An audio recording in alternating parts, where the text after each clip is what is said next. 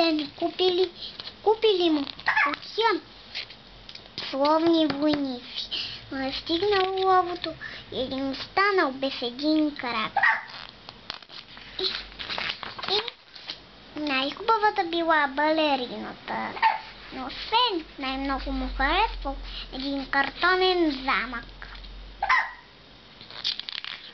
Имал палачо в кутия и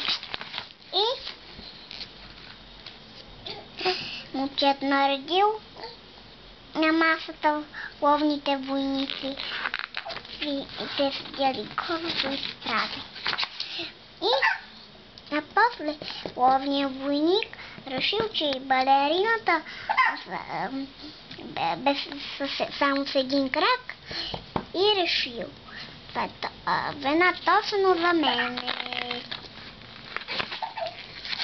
И на сутринта момчето сложил ловния войник на перваза на прозореца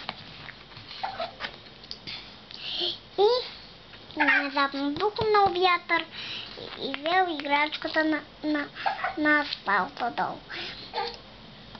Две хлапета минали и го грабнали.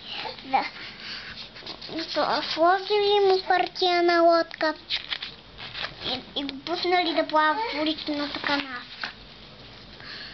И внезапно там се разкъсала хартията и ловният войник започнал да потова, но внезапно една риба го глътнала. Но ето, че увили рибарите и купила майката.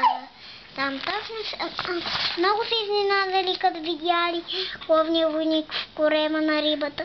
Той вече ще си спомнил, че вече хубавата балерина няма да я види.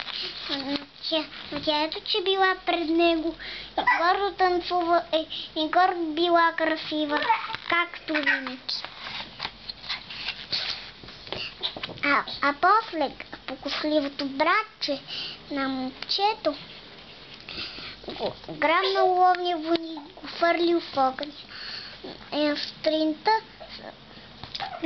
и затворила вратата и внезапно духнал вятър и издухал балерината.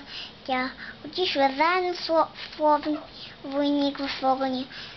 И на сутринта сред пепелото намерили ето, че едно лъскаво копче.